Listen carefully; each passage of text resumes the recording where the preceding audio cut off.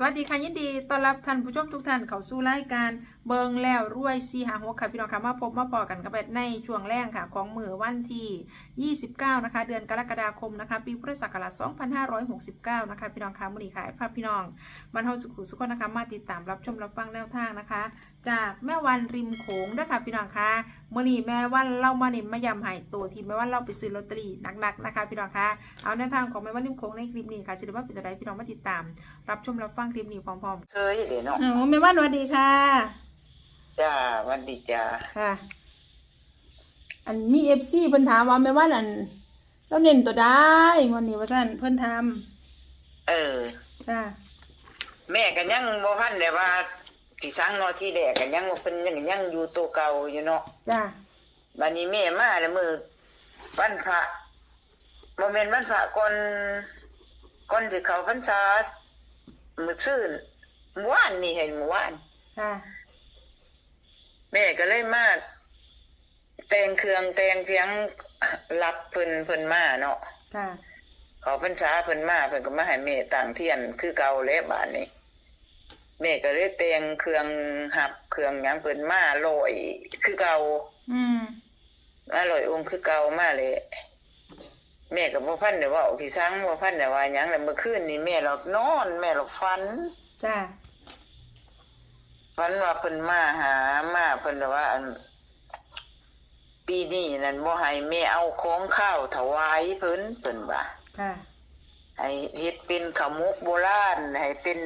ข้าวกับน้ำตาลนี่หยังอันย่ำสิเต็มพระเขานะค่ะบ่ให้เอาเนื้อบ่ให้เอาหยังเพิ่นว่า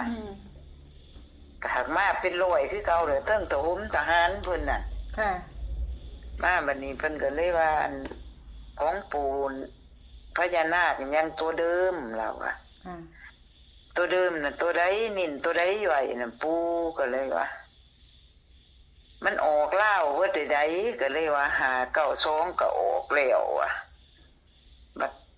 80มื้อน่ะก็ออกแล้วอ่ะ59ก็ออก95ก็ออกแล้วแม่ว่าออกเบิดเลยมันสิไปออกไทยคือสมมุติไม่เกี่ยวกันเพิ่นเลยว่าจังซี่น่ะบ่เกี่ยวกันก็เลยยังบ่ตัวเดิมหนูมักตัวใดปูเพิ่นแม่ก็ได้ถามเพิ่นเราก็เลยว่าอยู่ในอาสนัยนั่นแหละเราก็ยังนิ่นเลขมาอยู่ค่ะบัดนี้เพิ่นว่าอยู่ในอาสนัยแม่ก็เลยบ่ปากบ่หยังบ่ถามเรานะคือว่าเพิ่นยังตัวเดิมอยู่บัดเมื่อคืนนี้แม่มาแม่อันนี้แล้วแม่รถมาเสียงอีกโดดดึกนะค่ะมาเสียงหรือว่าปูเนี่ยมามันมาเป็นร้อยเหมือนเดิมให้ทางป่าทางขึ้นให้น้อยลงอาบน้ำอาบอะไรทุกวันเพิ่นว่านะแม่ก็ว่าสิให้ลูกร้านเป็นทางให้ดอกมื้อน่ะให้พ้นเศร้าก่อนก็เพิ่นก็เลยว่าทำข้าวหมกโบราณให้หน่อย30ห่อเราเลยว่าเอาถ้าอัน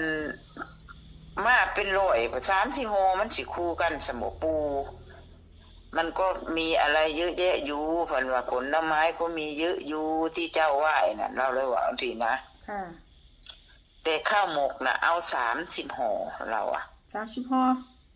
ไม่ต้องเกินนั้นเราบอกว่าเพิ่นบอกเลขข่อยบอกข่อยแล้วว่าข่อยก็เลยคิดว่านั่นเป็นเลขนะเฮาก็เลยถามเพิ่นอีกค่ะว่า30ห่อน่ะมันเป็นบนหรือเป็นล่างแม่ก็เลยบอกเพิ่น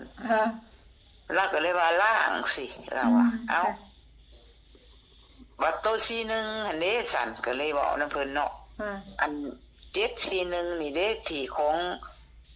ย่านะไม่รู้แหละถามย่าเจ้าเองตัวนี้น่ะเพิ่นก็เลยว่านะปู่นาคนะบัดนี้บัดตัวล่างเนี่ยของปู่นาคแล้วเราให้เป็น30โมข่อยเลยว่าลง30มึงดูเบิ่งเด้อรวยจ้ะบัดตัวบนน่ะยังเป็นหมาอยู่บัดนี้เป็นหมาแม่น่ะมักอีดีน่ะแม่มักขา2มันบ่พันดอกบัดนี้มาแล้วมันไปออก4โตเนาะมื้อน่ะมันออก2หาเนาะค่ะแม่นออกแล้ว4โตบ้านแม่ก็บ่ได้กินเด้เนาะ4โตก็บ่ได้ซื้อได้ บัดนี้ก็เลยมาเบิ่งของปูนาคกันล่างน่ะเอา30เอาล่าง30ค่ะแล้วให้30บัดแล้วสิเมื่อแล้วว่าถ้ามันเบิ้ลนะลูกเราอ่ะค่ะถ้ามันเบิ้ลน่ะคือ11เราเอานั่นนี่นะเอาลง11นำหันครู1ทั้งบนทั้งล่างเลยเนาะแม่วันลงล่างไว้น่ะไผซื้อก็คูณเอาเลยบัดนี้ค่ะเพราะว่าตัวบนเราเน้นอยู่ในมาอยู่นะบัดนี้มันแม่ก็เลยบ่พันได้อยากเว้าหยังอยากเบิ่งซะก่อนว่าเข้าพรรษานี่เพิ่นสิว่าได้เพราะว่ามื้ออื่นแม่สิตั้งเทียนชุดใหญ่เลยนะค่ะตั้งเทียนชุดใหญ่เพิ่นสิว่าจังได๋บัดนี้แม่ก็มัดไหว้เพิ่นยามใดก็ตั้งเทียนอยู่ไหว้ยามใดก็ตั้งเทียนก็เป็นแต่ม้าบ่เป็นตัวอื่นม้านี่มี12 52กับ2มาแม่วันมี3คู่เท่านั้นแต่ว่าในเทียนนั่นแม่ไหว้แม่เฮ็ดมื้อใดก็มีแต่เป็นแต่ม้า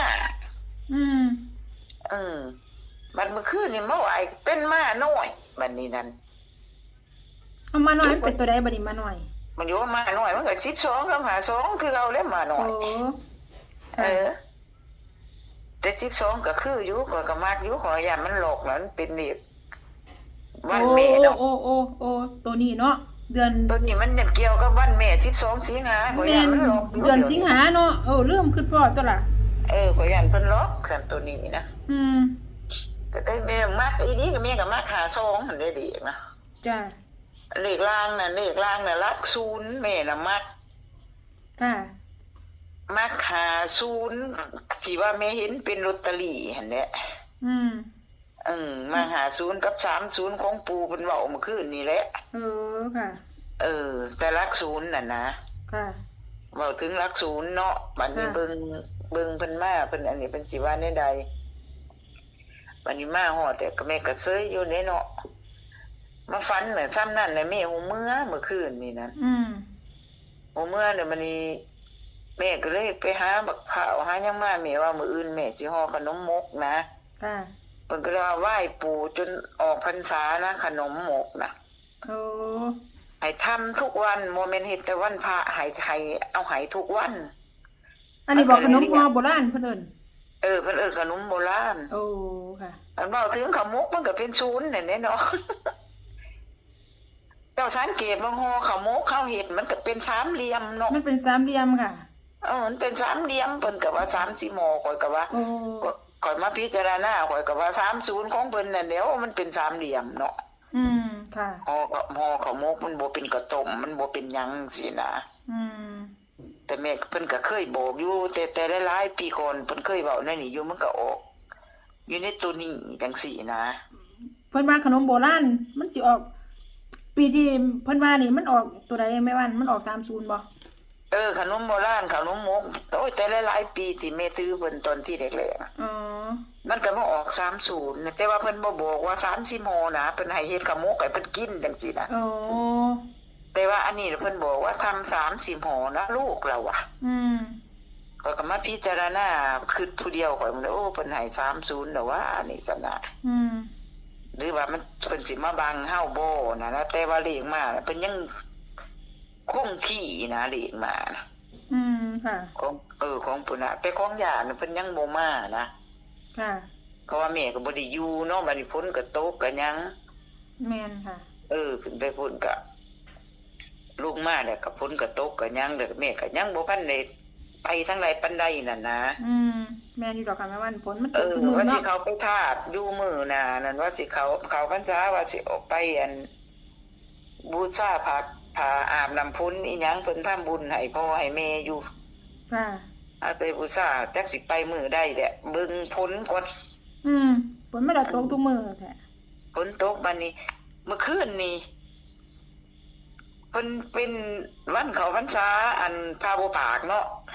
ค่ะของเมื่อคืนนี่เป็นวันเข้าพรรษาพาบ่ปากแม่ก็มาตั้งเทียนไหว้ครับเพิ่นก็เป็นม้าเบิ่งแล้วรวยเป็นม้าน้อยก็สิว่าจังซั่นเพิ่นบ่หนีจากม้าอันนั้นนะค่ะแต่ว่าเบิ่งคนเฮาก็นิ่นเบิ่งซ้ำนี่แหละบัดนี้อัน11นั่นเพิ่นว่าถ้ามันเบิ้ลมันจะเป็น11แล้วเราเว้าจังซี่นะค่ะบัดนี้ร้านผู้มันขายให้ข่อยน่ะมันน่ะไล่หาแม่ มันว่าเฮาฝันคนเต็ม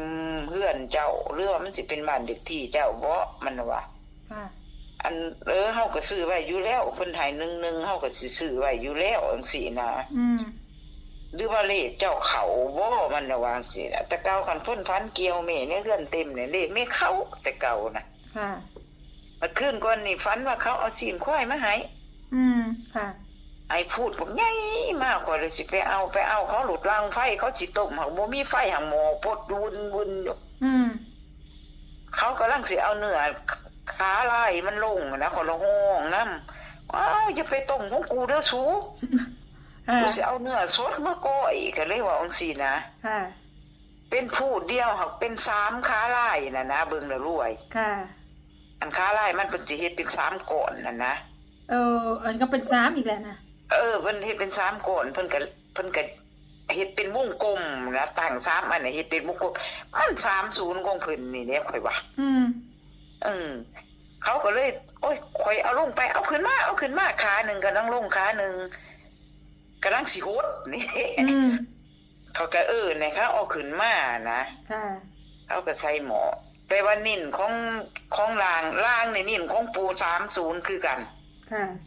ข่อยนิ่นอยู่ในของปูนาคนิ่น52กับ30 52กับ30ตัวนิ่นตัวอื่นน่ะร่องไว้จ้ะของปูนาคนะตัวนี้นะแต่ของยานั่นข่อยนิ่น41เดี๋ยวอันนี้ของปูนาคของยามัน71แม่นบ่ยานี่41เน้น41เน้นอยู่ในครู741จังซี่นะเพราะว่า741แล้วให้เป็นบุญแม่นบ่ค่ะบัดนี้คันมาพูดอย่างอันนี้เฮาก็ตัดเล่นแต่แม่ก็ตัดเล่นเอาอยู่แล้วนะ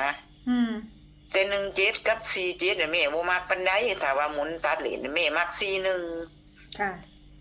ก็สิมัก41นั่นแม่ไปให้ยายเย็บบักบิงให้อยู่ในบ้านได้เราก็เคยพันคิวอยู่เนาะยายเสียงมึงดูข่อยก็เลยว่าเราเลิกเสียงเบิ่งเสียงแล้วโหลดฟันอุ้มเด็กน้อยลอยน้ำเราอุ้มลอยน้ำโขงนั่น41ในสู่เอ้ยเลขแล้วก็ว่าจังซี่เนี่ย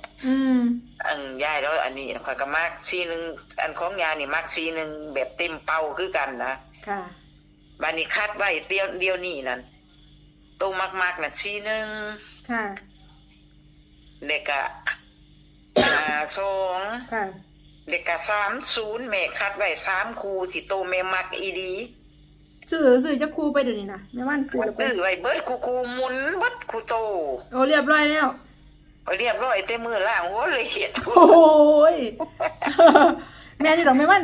เอาไปมั่มสิดังเนาะถ้าซื้อโดนเพิ่งไปดังบ่ดังแม่ก็บ่สนฮะแม่ลงแม่นิ่นพวก FC พวกเขาซื้อออมสินธกสเขาโทรมาเอาวุ่นพวกโทรมาก็ได้บางเทื่อเขาก็บ่ได้เห็นในคลิปก็ว่าเขาโทรมากับบอกเขาเลยเขาก็สิไปหาซื้อหรือใดแล้วแต่เขานะจ้าโอ้หลังหัวเล็กปั๊บก็เอาเลยบัดนี้ซื้อเลยบัดนี้แม่มันกับแบบเก่าแล้วว่าตั้งแต่เลขออกปึ๊บนี่แม่ตั้งโลดตั้งแล้วเพิ่นให้ตัดใดแม่ก็สินิ่นไว้ซัดนั่นโลดค่ะบัดเพิ่นมาเพิ่มจังซี่ข่อยก็ซื้อนี่30ข่อยก็ซื้อไว้แล้วมื้อนี้นะ3003นะค่ะบ้านนี้นั่นแม่กัน3ตัวน่ะแม่ใส่530หลักร้อย530ค่ะกันบุญน่ะซ้ำนั่นแหละค่ะ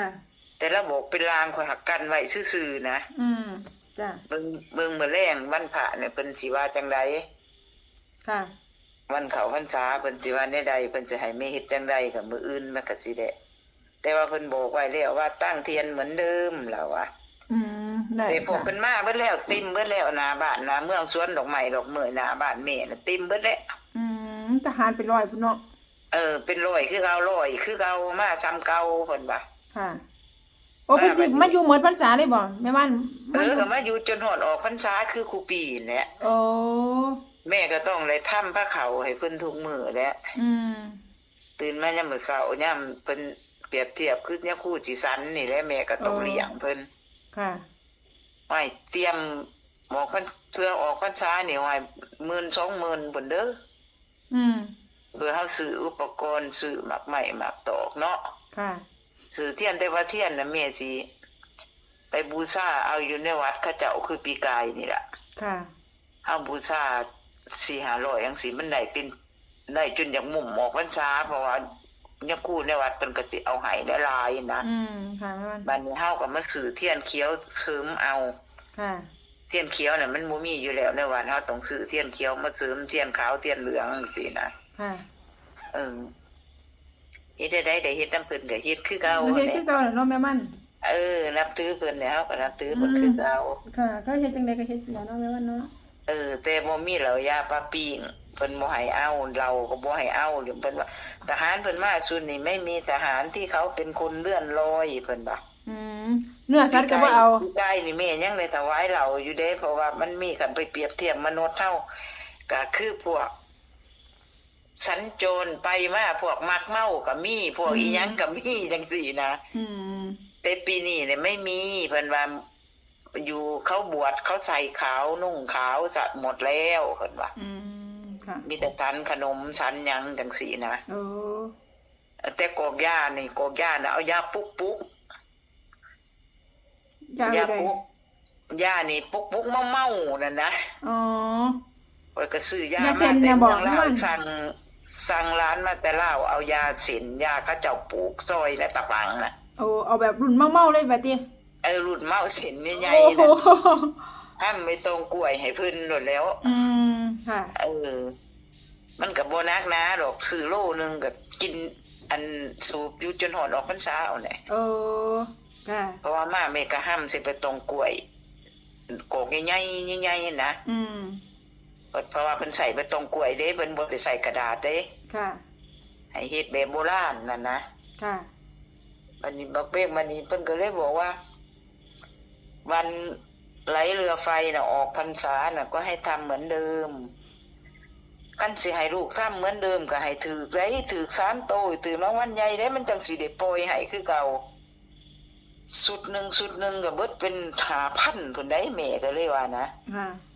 ปล่อยให้เพิ่นวิกายเบิดตั้ง 5,000 พุ่นได้ปล่อยถิ่มเลยในน้ำปล่อยไล่ไปเลยนะเพิ่นก็เลยยิ้มเพิ่นก็สิให้กินอยู่แล้ววะเพิ่น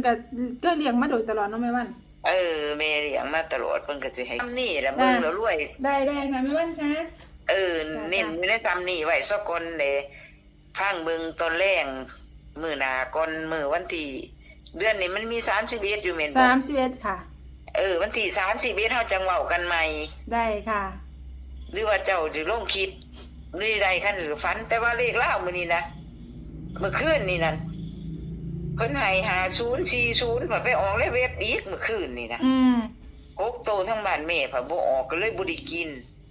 ค่ะเมื่อก่อนนี่เพิ่นให้ควายก็ออก4โต4เก่านะค่ะ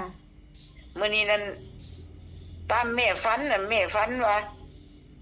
ของเป็นคูไหลน้ำมาน่ะเป็นคล้ายๆกระบุงเฮานี่นะค่ะแม่ละว่าซีเลขแล้วซีว่าติค่ะแม่วันแม่คิดว่ากระบุงเนาะมันเป็นกระบุงหาปานนั้นมันมาเป็นคูสีนะค่ะคันมันสิมาตามในฝันน่ะเลขแล้วมื้อนี้แม่มักซีตัวเดียวน่ะเอาซ้ำนี่แหละนะแม่วันขอบคุณหลายๆด้วยค่ะจ้าบายอันบายแบบว่า3 ทุ่มก็นั่งสมาธิแหละค่ะแม่วันค่ะขอบคุณค่ะทีนึงเพิ่นจังสิได้ออกบัดนี้ต้องได้นั่งคู่มือนะบัดนี้นะค่ะเพราะว่าเขาพรรษาแหละจ้าสวัสดีค่ะแม่วันค่ะขอบคุณค่ะจ้าสวัสดีจ้าอีกซี่ก็คือกันเด้อค่ะสรุปแนวทางท้ายคลิปนี้ค่ะพี่น้องคะแนวทางจากแม่วันริมโขงด้วยค่ะพี่น้องคะเอาพี่น้องแนวทางมื้อนี้นะคะของปูนักขลาดนะคะโอ้ยุ่งจะเป็นหลายพี่น้องคะชุดบนนะคะ